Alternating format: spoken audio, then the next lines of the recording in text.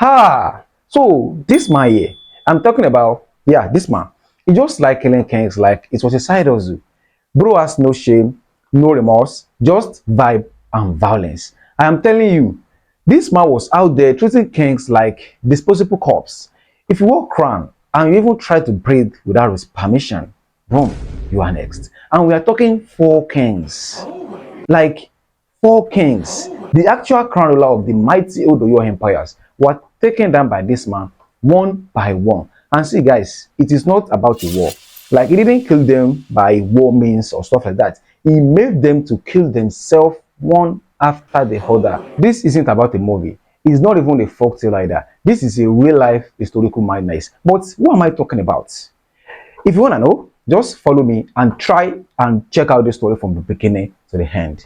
So imagine a man, not a king, but he's fed than all kings put together. This man didn't even want to be the king, but somehow he still managed to make the king shake anytime he walked into the palace. But who is this man we are talking about? That was Bashorun Gaa. But who is Bashorun Gaa? Bashorun Gaa actually emerged from African, Nigerian, Oyo State Empire. But let me tell you guys, Gaa wasn't just some palace chief chilling in the background. Nah, Gaa ran the old Oyo Empire like a proper street lord. But this guy has a serious spiritual backup. The mighty Alaafin, they used to adjust their hagbadas anytime Gaa entered. I'm not joking, guys. Now, listen very carefully. Gaa wasn't born poor or anything. He came from full nobility. From day one, the palace door was swinging open for him like a VIP. But Gaa wasn't just privileged. Nah. Gaa was bold. Gaa was smart and low-key deadly. And before anybody could even blink, he rose straight to the top. It became Bashorun. But what is Bashorun? Basically, it means the head of Oyomesi Council. And that council, they were the ones who could crown an unalive king if necessary. And Gaa ruled. Gaa took that power and turned it into pure terror. Now wait, because it even gets crazier here. Gaa has juju. Forget about what you've seen in Nollywood, I beg. Gaa charm was next level. One day he could turn into lion, the next day a snake. And I'm not making this up. And sometimes he would even show in two places at once. I swear, seriously, this is actually true. And not that only. Gaa built an army. Not just any army at all. Loyal boys trained in full dark arts. The scariest part, his power didn't even come from the throne. He didn't even want to be the king. He just liked controlling kings. All the kings are just puppets in his total affair. And once a king stepped out of the line, what would happen? Gaa would simply whisper to the seven main council, the Oyomesis. He would just tell them, this king is failing. The gods are watching. Blah, blah, blah, all those stuffs. And next thing, empty calabash. And in Oyo tradition, empty calabash meant one thing back then. It meant go and end your life. Your reign as a king has ended.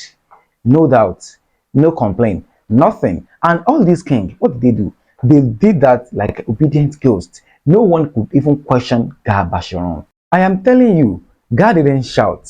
He didn't need a guard. His presence alone could silence an entire palace. And bro, listen very carefully. If you are in the market back then and someone said, Gaa is coming, I am telling you, your body will shut down itself completely. No doubt, this guy was so crazy back then. He ruled like a god with no title. Between 1750s and 1770s, four kings wore the crown of Old Oyo Empire back then. And all these four kings, they died. The first Alaafin back then was Alaafin Labisi. He started ruling in 1750s. This guy was young, bold, full of fire. The people loved him so much. But Gaa, he saw that as threats. Labisi tried to act like a real king, appointed his own officials, but Gaa didn't actually like that. He whispered to the seven main council, the gods are watching, this king is unstable. Next thing, an empty calabash, the royal death sentence. Actually, Labisi begged, but what have I done wrong? But I'm telling you guys, it was too late. Surrounded by betrayers, abandoned in his own palace, Labisi picked up the cord and took his life quietly and alone. No ceremony, no honor, just silence. So the next king they bring in is this calm, chill guy named Amobiuju. Gaa sees him and goes, Hmm, perfect. This one looks soft. And to be fair, at first, Ahmad was behaving himself. A nod, smiled, kept quiet, and all that yes sir energy. He was so very obedient. But then he started asking more questions. Like, see, guys, just small questions. Not even rebellion at all. He simply adjusted one or two palace rituals then. And the final straw, he actually said no to Gah's list of appointments. Why would you do that? One single no, and that took it all. Gah pulled the same move again. He faced the old Oyomisi and said, this king is drifting. The gods are warning us. And just like that, another empty calabash. No argument, no mercy, no trial. And the next day, I want you to gone. No noise, no resistance. Just a calm, quiet king, also raised from the history because he had the audacity to challenge Gah. So next, Gah handpicked his own king, a man named Aguluaje. Now, did Gah pick him because the guy was wise? He picked him because Agboluaje looked quiet. Gah looked at him and thought, perfect, this one too won't stress me. And at first, guy, it worked. Agboluaje was peaceful. He showed up, wore the crown, smiled at crown meetings, didn't even ask any questions. Everything was calm. But let me tell you something about Gah. That man thirst for power, never satisfied. Bro was addicted to control. So soon, cracks started showing. Villagers stopped reporting to the king. Gah boys were moving like thugs. They were collecting illegal taxes like they were area boys. And people were vanishing. Entire family gone. No answers, no justice. Like all these people never existed. The kings, he actually saw everything. And this king was actually feeling his kingdom was slipping through his fingers. He knew it was just a crown wearing puppet. Yes, he knew that. But what did he do? Guys, this one too started moving quietly. He started moving carefully, but also boldly. Agboloaje actually reached out to the provincial leaders. He reached out to a lot of chiefs and he even offered a lot of sacrifices to the gods. He begged for mercy and everything. But Gah, he had a lot of informants everywhere. I am telling you guys, your pillow could literally tell your secret to Gah. And once Gah caught the wind of resistance, he did what he always did the best. He poisoned the hair with a lot of whispers. This king is failing.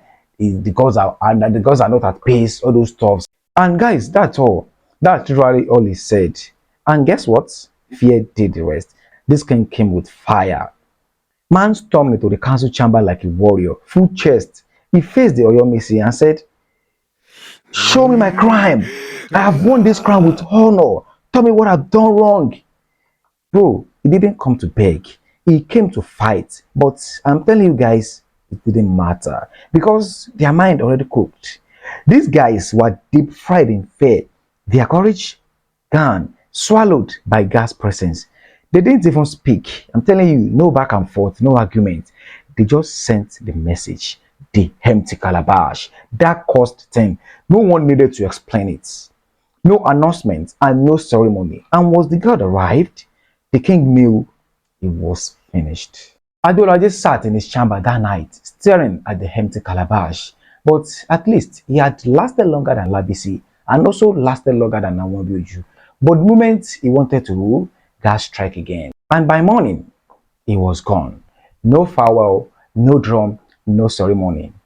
Just silence. And I'm telling you guys, that same day, God just entered with his robes and said, well, let's pick another king. Another king? Another name added to the countdown. This time around, God actually picked a man named Majiubi. Now, this guy, listen very carefully. He wasn't also loud. He wasn't reckless. He wasn't out there forming warrior kings and acting he was untouchable. He was actually a smart guy. He came in with wisdom. He didn't fight. He didn't repel. He didn't try to prove he was a king. He just sat down quietly, observing exactly like the last king. But guess what? Even in Oyo, quiet kings couldn't hide forever because God was always watching. So the moment Majibi started making small moves, aligning with few trusted chiefs here and there, reorganizing buildings quietly, trying to move his chess pieces without making noise, bro, God noticed. Of course, he would. And I'm telling you, God didn't forgive movement at all. Any small shifts and that's it. So, boom, the witchcraft started again. The same old scripts. This king is changing. The gods are not happy, blah, blah, blah. You know the drill.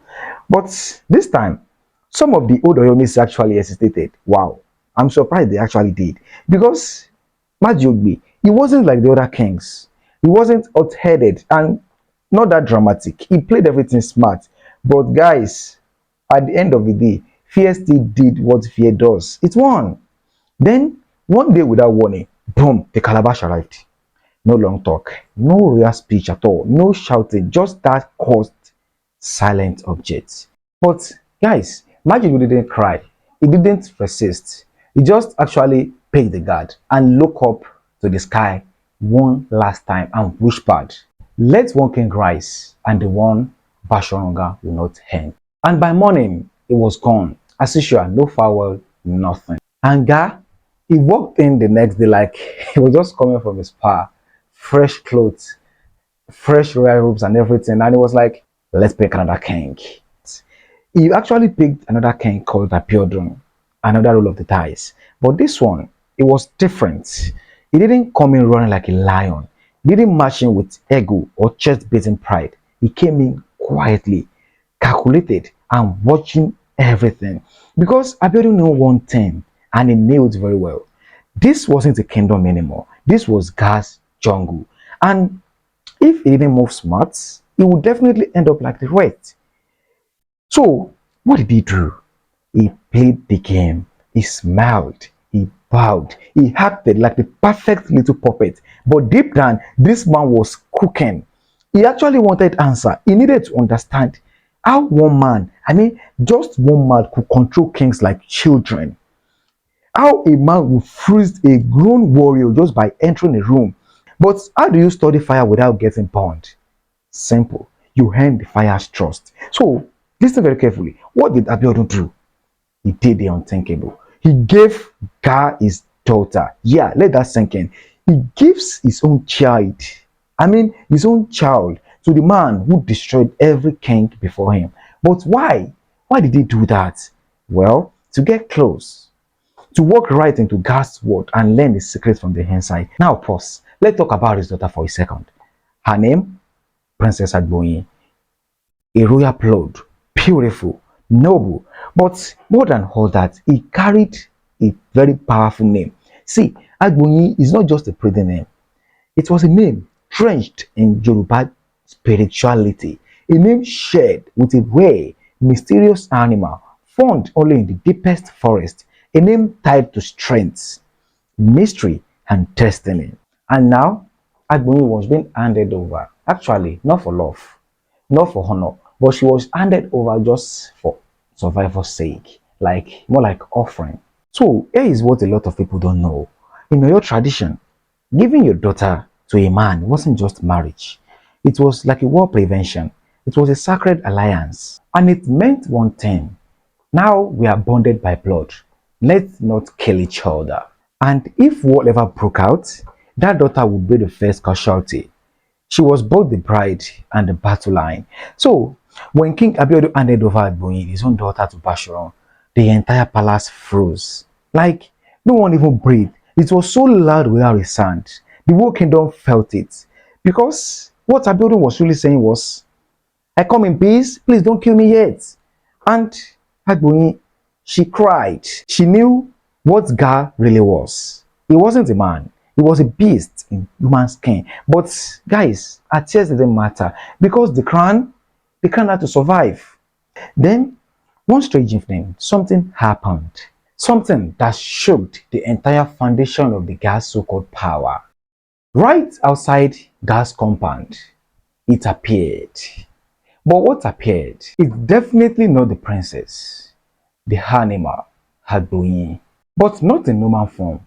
This was the real Agboyin, the legendary creature of the mysterious animal her name was tied to. Majestic, mysterious, like he just stepped out straight like the god's dream. He didn't make a sound.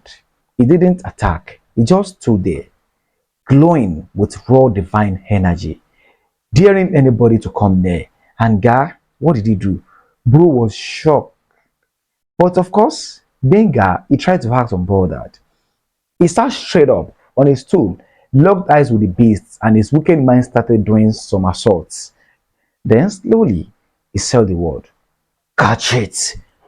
His guard didn't hesitate. They ran at full speed, spear flying, chasing the creature like madmen, but just like that, poof, that thing vanished. Gone. No tracks, no noise, nothing. They came back panting like wild dogs, and all they could say was, "It's disappeared." God didn't say the word. He just stood up, face cold, eyes blank, like death had just tapped him on the shoulder. Then came a command that shook the room. "Bring me Agbonyi." Someone whispered from the back. The king's daughter? Her voice dropped like a thunder. "Bring me Agbonyi. One Agbonyi must die today. She must be used as the sacrifice." And they dragged Agbonyi out. And just like that, a wood daughter of a king was brought out and slaughtered like a goat in front of Gaa's altar of madness. And Gaa, he was cold, not a blink, not a word. Even his family watched and they all kept quiet because in Gaa's word, fear ruled louder than blood. But the moment the word reached Alaafin Abiodun, everything changed. Abiodun didn't shout. He didn't even try to challenge Bashorun Gaa. He just sat there, swallowing his pain like bitter herbs. But on the inside, something snapped. And that, my guy, that was when the real story started. Enter the war generals. First, there was Onekoyi, a powerful provincial king, loyal, ruthless, and strategic. He wasn't just muscles, bro had sense, and beside him stood Are Ona Kakanfo, or Yabi of Ajase. Let me break this title down for you. This was the empire's #1 war commander, trained to crush rebellions, trained to snap neck in battles, zero margin in his blood. Abiodun didn't just raise an army in open. He definitely built an army from the outside, quietly, carefully, and strategic. And when time finally came, war broke loose like thunder. I am talking civil war right inside the capital. Blood, shouting, and a lot of killing. The swords were clanging with each other, and a lot of people died. A lot of Bashorun Gaa guards, they were all eliminated. And I'm telling you, Oyo turned into a full-blown war zone. Seriously, Gaa's army, though they were eliminated a lot, but they also fought back like demons. See, they weren't weak at all. They were also dangerous, but it didn't matter. It was too late. The fall of Bashorun Gaa had officially begun because they lost. Gaa's forces, they were crushed. His power, gone. But here's the thing. Abiodun didn't just want victory. He wanted erasure. I mean, full eradication of Bashorun Gaa and his family. Because this wasn't just one anymore. This was cleansing. It swept through the empire like a flood with fire in its belly. Gaa's pregnant wife, she was killed. And a lot of his pregnant wives, Gaa had a lot of pregnant wives then, they were all killed. He had a lot of children also. And all these children, they were hunted across all kingdoms and wiped out. Gaa's loyal soldiers, I'm telling you guys, they were all executed silently. No names, no legacy, nothing. But what about Gaa's property? Well, they were burnt to ashes. No one was spared. Because for Alaafin, this wasn't just justice, it was purging. He wanted every trace of Gaa's evil erased from the soil of Oyo. And the demon himself, Bashorun Gaa, he was captured. No royal treatment, no final speeches. He was captured and they dragged him out like a cursed beast. Nothing but a curse on his neck. They cut his body apart piece by piece. Slow, deliberate, and total brutal. But guess what? They left two things untouched. His nose and his chest. But why? Why did they do that? They did that so he could definitely smell himself die. They wanted him to smell his hand. He was also forced to inhale his burning flesh. I mean, the scent of his hand. His remaining body, they were tossed into the fire right at the heart of Akesa Market, the spiritual center of the whole Oyo Empire. But guys, I'm telling you, it didn't stop there. Abiodun did something else. Abiodun made every citizens, including man, children, and adults, they all caught gas part of the body and they threw it into the fire, which symbolizes ritual and final. And after Guy died, was that the end? Nah, bro, not even close. Because somewhere in the shadow, one last ember was still burning. His name, Ojo Agombambaru. Who is Ojo Agombambaru? He was actually Guy's son, the final card in his father's cause deck. When Abiodun swept through Oyo like a cleansing storm, Ojo actually escaped. Though he was wounded and bitter, full of rage, he ran far all the way to Baruba land and disappeared completely. But while the world moved on, Ojo did not forget. Years passed, and when he finally returned, he didn't actually come back as some forgotten prince with soft hand. Nah, he came back like a ghost, cold, focused, and unforgiving. He started moving silently and also commenced gathering some old gas loyalists. I mean, some of all these people that actually made gas brutality back then, and some of his old guys and all of them, and all these old soldiers, ritualists, herbalists, and everybody together they formed a silent and shadow army. One by one, over 100 chiefs were eradicated and brutally killed, including one particular chief known as Uwota. Is one of the feared Essos back then. Bro, this wasn't revenge at all. This was a vengeance with death counts. Next target, Ilorin. But why? Why did Uju actually target Ilorin? Because in Ilorin lived Afonja. This Afonja was actually the son of Oyabi, and this man was actually someone that helped eliminated gas in Oyo back then. So yeah, this wasn't just revenge. This was generational war. And I'm telling you for a while, Ojo was actually winning this war because his men were brutal, fast, and sharp. And it looked like Ilorin was about to fall like Oyo. But then resistance arrived, entered Adigun Onekoyi, one of the fiercest commanders of that time. This guy wasn't here to negotiate, guys. He came with full power. And just like that, Ojo's momentum collapsed. And then Ojo's war ended. He was captured and publicly executed as a warning and lesson to anyone trying to bring Gas legacy back from the grave. And after the dust settled, the empire finally exhaled and the beast bloodline were finally eradicated and buried. Now, listen guys, in the defeat, Ojo's stories actually left one important message. Some sons don't actually fight for justice. They just fight for what their father actually started, even without knowing the cause. And in Ojo's case, he actually fought for his father, but only for him to end up in the same ash that consumed his father. Seriously, Oyo's empire's huge bodies that time, it was definitely unlimited.